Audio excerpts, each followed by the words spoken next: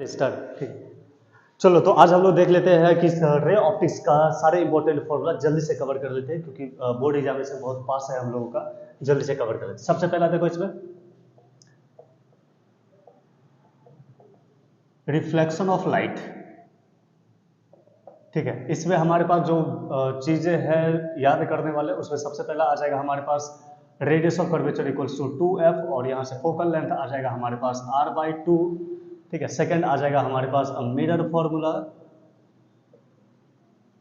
Mirror formula हो जाएगा 1/f is equals to 1/v plus 1/u।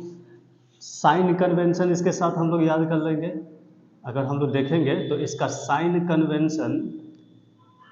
Convention क्या था कि सारे डिस्टेंस हम लोगों को पोल से मेजर करना है। ये रहा पोल, इधर जाएंगे तो ये आ जाएगा निगेटिव, और पोल से राइट में जाएंगे तो पॉजिटिव। पोल से वर्टिकली अप जाते हैं तो पॉजिटिव लिखते हैं, पोल से वर्टिकली डाउन आते हैं तो निगेटिव लिखते हैं। ये आ गया इसका साइन कन्वेंशन मिरर फॉर्मूला के साथ।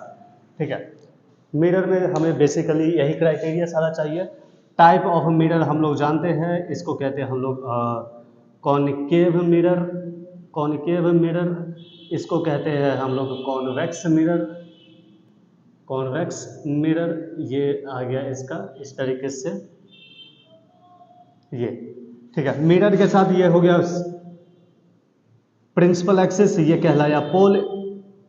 इस मिरर का पोल हुआ यहाँ पे, फोकल लेंथ हुआ यहाँ पे, सेंटर ऑफ कर्वेचर हुआ यहाँ पे, और बाकी सारे डिस्टेंस ये आ जाएगा रेडियस ऑफ कर्वेचर, ये आ जाएगा focal length, and similarly this lens के लिए। ठीक है, तो मिरर में बेसिकली हमें इतनी बातों को ध्यान में रखना है जो कि आगे क्वेश्चंस में अप्लाई करना है हम लोगों को। तो ये आ गया हमारे पास रिफ्लेक्शन ऑफ लाइट के कंसेप्ट। आगे चलो, कर दिया, हो गया। नेक्स्ट है इसमें हमारे पास रिफ्रैक्शन ऑफ लाइट।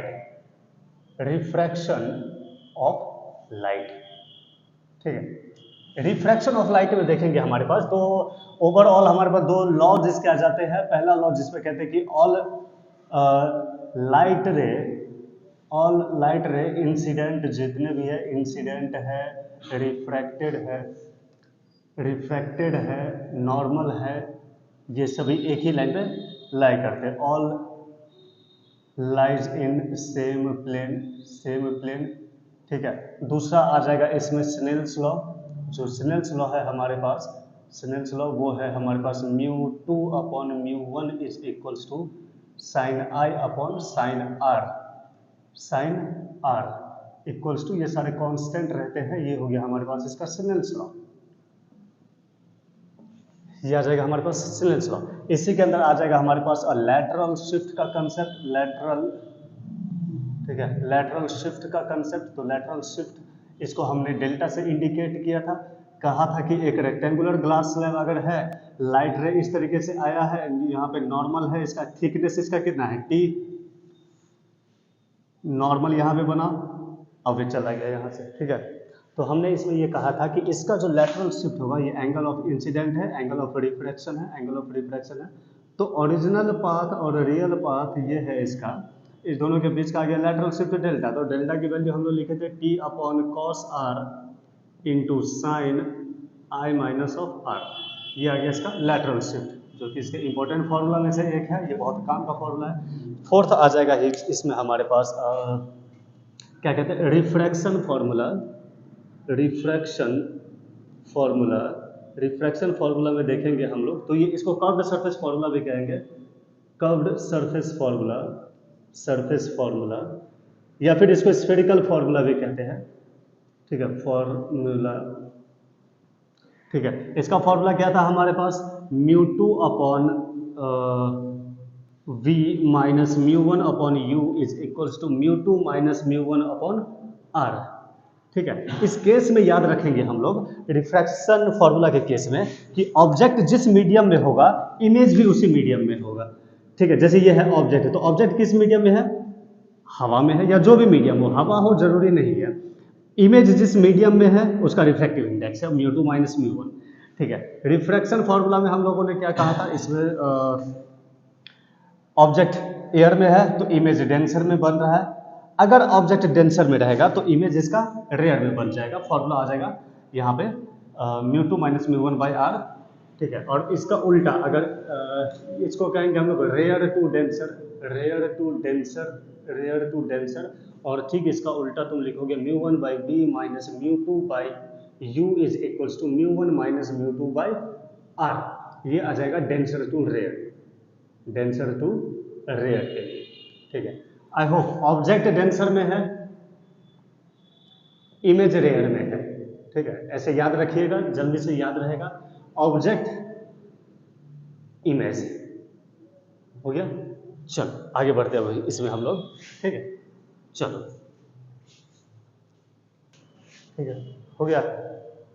ठीक है, फिफ्थ नंबर में देख लो एक बार जरा सा, हम लोग इसकी बात कर लेते हैं, रिफ्रैक्टिव इंडेक्स का बात कर लेते हैं, रिफ्रैक्टिव इंडेक्स का, रिफ्रैक्टिव इंडेक्स। ठीक है, इसमें भी क्वेश्चन आ जाते हैं, जिसको क्या कहते हैं म्यू। तो म्यू का बेसिक फॉर्मूला होता है सी बाई वी। ठीक है, स्पीड इन एयर,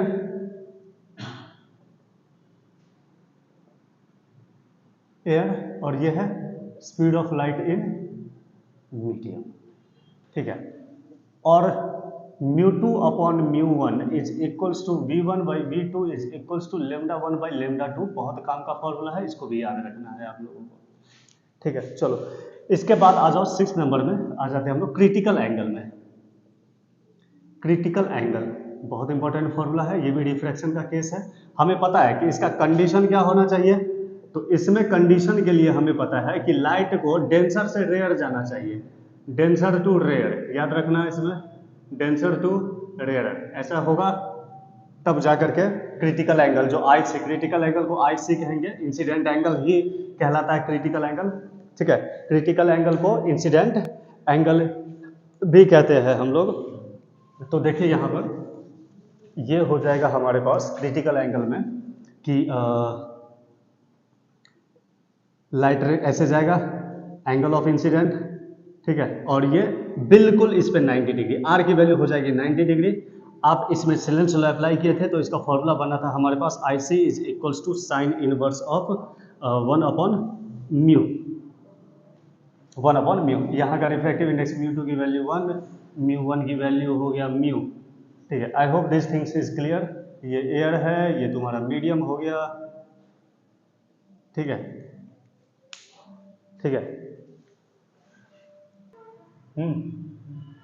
ठीक है, चलो 7th नंबर में लिख लो इसमें कि कंसेप्ट आता है रियल एंड एपरेंट डेप्थ का, एंड एपरेंट डेप्थ का, एपरेंट डेप्थ का। तो इस केस में हम लोग क्या करते हैं कि फॉर्मूला लिख देते हैं हम लोग, H dash is equal to H upon mu. ठीक है, कब होगा ये, तो कहेंगे ये कंसेप्ट तब अप्लाई करेंगे जब ऑब्जेक्ट डेंसर मीडियम में हो। ठीक है ना, ऑब्जेक्ट किस में हो, इसमें लिख देता हूँ, डेंसर टू रेयर के लिए है, डेंसर टू रेयर के लिए होगा। और ठीक इसका उल्टा B, H dash is equals to mu H, जब ऑब्जेक्ट रेयर में हो, ऑब्जेक्ट रेयर में। तो इसको तुम लिख सकते हो रेयर टू डेंसर के लिए, रेयर टू डेंसर के लिए। ठीक है ना, बी केयरफुल, रेयर में अगर पहले लिखते तो बेसिकली हम लोग बात करते कि ऑब्जेक्ट कहाँ पे है, ऑब्जेक्ट कहाँ पे है। ठीक है, तो इस केस में वही वाला केस है, जो किसी एक गिलास पानी में पानी भरा हुआ है, इसमें कॉइन यहाँ रखा हुआ है, तो कॉइन रेज करता हुआ दिखाई देता है, उठा हुआ दिखाई देगा। ठीक है, तो ये तो आ गया एपरेंट डेप्थ, एच डैश हो गया एपरेंट डेप्थ। इसी केस में आ जाएगा shift of image, shift of image, image कितना शिफ्ट हुआ है, तो इसका फॉर्मूला डायरेक्ट हम लोग डेल्टा नाम दे सकते हैं या डेल्टा एस। इसका फॉर्मूला हो जाएगा हमारे पास H minus of H dash which is equals to, which is, ये पहले वाले का केस है तो पहला नंबर केस याद रखना, एच कॉमन ले लो तो ये आ जाएगा 1 माइनस ऑफ 1 बाई म्यू। और ठीक बी नंबर केस के लिए जो रेयर टू डेंसर है, यहाँ पे जो शिफ्ट ऑफ इमेज होगा इसका फॉर्मूला हो जाएगा, एच कॉमन ले लो और ये आ जाएगा 1 minus of mu, 1 minus of mu, ये आ गया इसका फॉर्मूला। ठीक है, केयरफुली याद रखना, फॉर्मूला में डिफरेंस सबका याद रखना है तुम लोगों को। ये आ गया तुमको डेंसर टू रेयर वाला केस, डेंसर टू रेयर के लिए शिफ्ट ऑफ इमेज का फॉर्मूला, और ये है डेंसर टू रेयर, और ये है रेयर टू डेंसर के लिए ये वाला फॉर्मूला डेंसर। ठीक है, तो ये आ गया रियल एंड एपरेंट डेप्थ का कंसेप्ट। ये फॉर्मूला इंपॉर्टेंट है, थोड़ा इस पे न्यूमेरिकल कर लेते हैं, लेंगे रिवीजन में काम आ जाएगा। नेक्स्ट देखो 8 नंबर, ठीक है, 8 नंबर में नेक्स्ट आ जाता है हमारे पास लेंस फार्मूला। लेंस फार्मूला जो क्लास 10th में भी पढ़े थे, ये भी बहुत काम का फार्मूला है। तो इसमें आ जाता है 1/f is equal to 1/v minus 1/u। इस पे मैग्निफिकेशन का फार्मूला भी हमें याद रहता था। मैग्निफिकेशन के लिए इसमें हम लोग यूज करते थे m is equals to v upon u। ये मैग्निफिकेशन के लिए यूज करते थे। लेंस मेकर फार्मूला, इसके बाद जो वेरी वेरी इंपॉर्टेंट फार्मूला है, जो हर बार एग्जामिनेशन में क्वेश्चन रहता है इसे, lens maker formula. Lens maker formula lens maker formula का जो मेन इक्वेशन है वो हो जाएगा 1/f is equals to μ2/μ1 minus 1/r1 minus 1/r2। This is the lens maker formula, जो कि वेरी वेरी इंपॉर्टेंट फार्मूला है, बहुत काम का फार्मूला है। अच्छा, एक बात और याद रखना इसमें कि 1/f को हम लोग पावर भी कहते हैं, तो पावर का भी फार्मूला तुम ऐसे मान सकते हो। इसमें पावर का फार्मूला अभी डिस्कस करेंगे, पावर का फार्मूला को, ठीक है।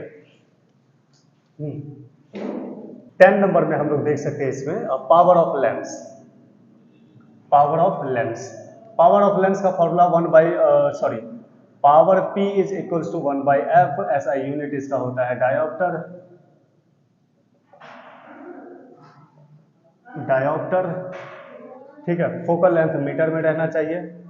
11th आ जाएगा हमारे पास थिन लेंस के लिए कंसेप्ट, कॉम्बिनेशन ऑफ लेंसेस।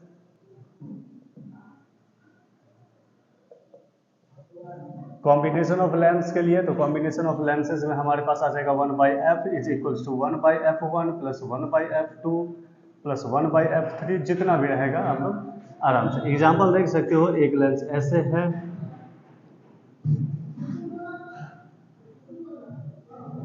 कोई भी तुम ये भी यूज कर सकते हो।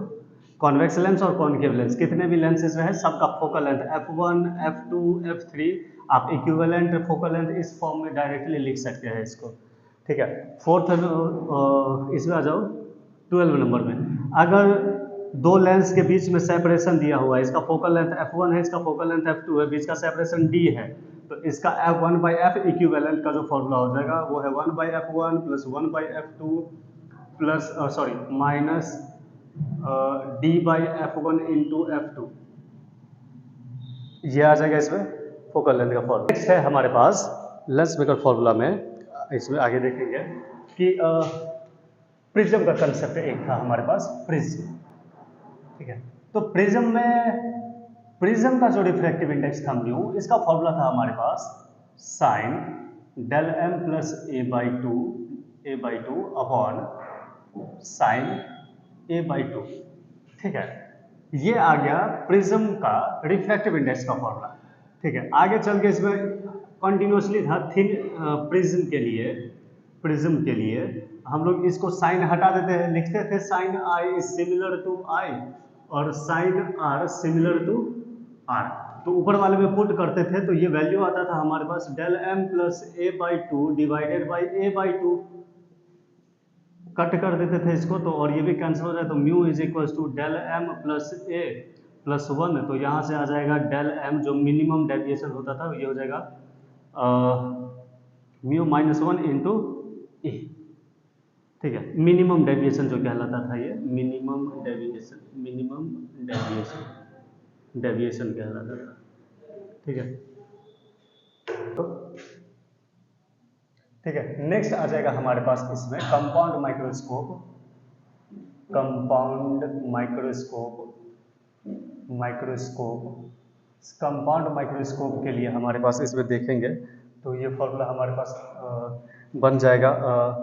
दो कंडीशन था, पहला था नॉर्मल एडजस्टमेंट,